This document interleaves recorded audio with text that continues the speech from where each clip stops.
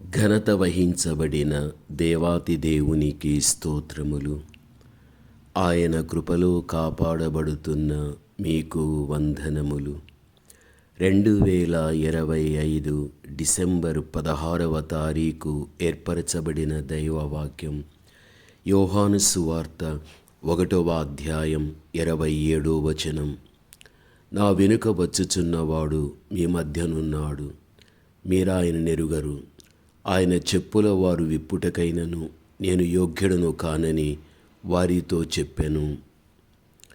ఈ వాక్యంలో మనం చూడగలిగితే, నేను ఎవరికి ముందు దూతగా పంపబడితేనో ఆయన ఇప్పుడు మీ మధ్య ఉన్నాడు, మీరు ఆయనను ఎరుగరు అని బాప్తిస్మమిచ్చు యోహాను యేసుక్రీస్తుని గూర్చి ఇలాగు చెప్పడం మనము చూస్తూ ఉంటున్నాము.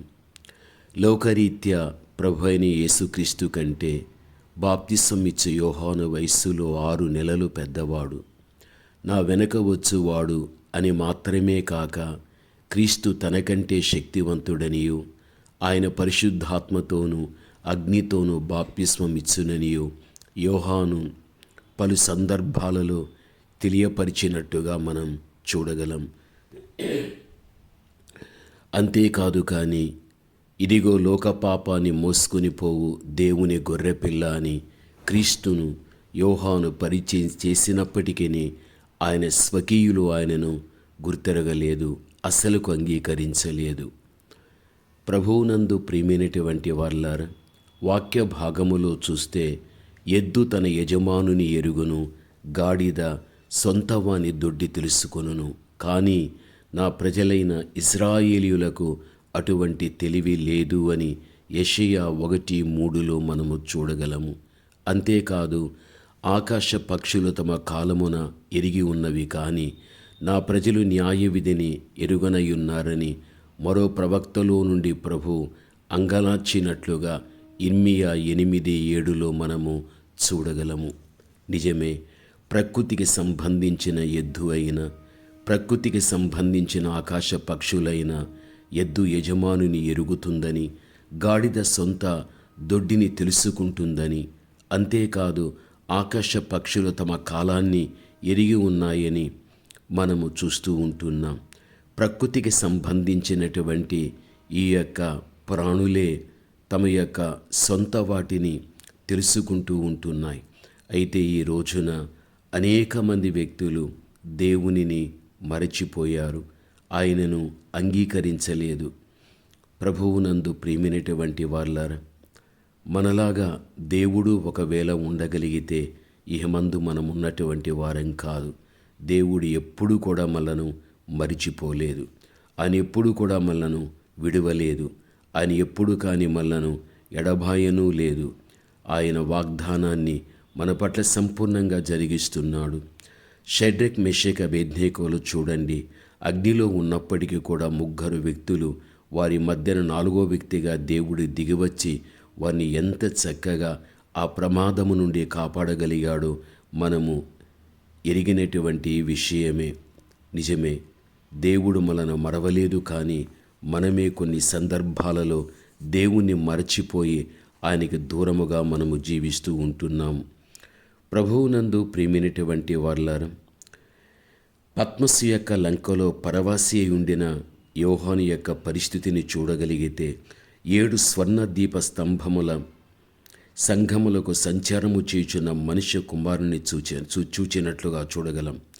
దీపస్తంభములు సంఘానికి సాదృశ్యం. నిజమే, సంఘముల మధ్య ప్రభువు సంచరించుచున్నటువంటి సంగతిని అనేకులు ఈ రోజున ఎరుగరు. అయితే పత్మసు యొక్క లంకలో యోహాను చూస్తున్నటువంటి దర్శనములో మనము ఈ యొక్క విధానాన్ని మనము చూడగలం. నిజమే, మన మధ్య, మన సంఘముల మధ్యన మన దేవాతి దేవుడు సంచరించుచూ ఉంటున్నాడు అన్న విషయం మనము మరిచిపోకూడదు. ప్రభువునందు ప్రియమైనటువంటి వాళ్ళన, మన దేవుడు ప్రేమ కలిగిన వాడు, మన దేవుడు దయగలిగినటువంటి వాడు. ఒకసారి వెనుకటి చరిత్రను గురించి మనం ఆలోచించగలిగితే, క్షామకాలమందు ధాన్యము కొనుటకు వచ్చిన యాకోబు కుమారులు ఫరో తర్వాత వాక్యంలో చూస్తే ఒక గొప్ప స్థానాన్ని యోసేపు పొందుకోగలిగాడు. ప్రభువునందు ప్రియమైనటువంటి వార్లారా, యోసేపు తన అన్నలను గుర్తించగలిగాడే కానీ అన్నలు మాత్రము యోసేపును గుర్తించలేకపోయారు. అయినను యోసేపు ద్వారా వారు తిరిగి ఎంత ప్రేమను పొందుకున్నారో, యోసేపు ద్వారా ఎంతగా వారు ఆదరించబడగలిగారో మనకందరికీ తెలిసినటువంటి విషయమే. నిజమే, మన జీవితంలో కూడా మనము నమ్మిన మన దేవుడు మనల్ని ఎరిగి ఉంటున్నాడని, మన సమస్యలను ఎరిగి ఉన్నాడని, మనకన్నిటి మార్గాన్ని ఎరిగి ఉన్నాడని, ఆయన మన ఎడల జాలిపడి మనల్ని అనేకమైన విషయాలలో విడిపించి దేవుడు మనకు సాయం చేయటానికి మన మధ్య ఉంటున్నాడు అని మనము సంపూర్ణముగా విశ్వసించవలసిన వ్యక్తులమై మనం ఉంటున్నాము. కావున భూమి మీద జీవిస్తున్నటువంటి మనుషుడు మరవవచ్చునేమో కానీ దేవుడు ఎప్పుడు కానీ మరువడు. ఆయన జ్ఞాపకాలు ఎప్పుడూ కూడా మన విషయంలో ఉండగలుగుతూ ఉన్నాయి. అందుకే ఈ రోజు వరకు కూడా మనము కాపాడబడుతూ ఉంటున్నాము. ప్రార్థన. పరమ తండ్రి అయిన మా దేవ, ఘనమైన మీ నామమునకు స్తోత్రములు తండ్రి. దేవా తండ్రి, లోకం మిమ్మల్ని ఎరుగలేదు నాయన, మీరైతే మమ్మల్ని ఎరిగి ఉంటున్నారు. మీరు ఎరిగి ఉన్న కారణాన్ని బట్టి ఈ రోజు వరకు తండ్రి ప్రతి విషయంలో కూడా ప్రభా మేము ఆదరింపబడుచు సమస్తాన్ని పొందుకుంటూ అనుభవిస్తూ సంతృప్తి కలిగిన జీవితాన్ని మేము కొనసాగిస్తూ ఉంటున్నాం. ఎల్లవేళలా నా తండ్రి మా యొక్క జీవితం మీలో నా తండ్రి స్థిరపరచబడి, మీలో నా తండ్రి ప్రభా మరింతగా మేము ఎదిగి మిమ్మల్ని మహిమపరిచేటువంటి కృపను మాకు దయచేయమని యేసు నామములో ప్రార్థన చేస్తున్నాము తండ్రి. ఆమేన్.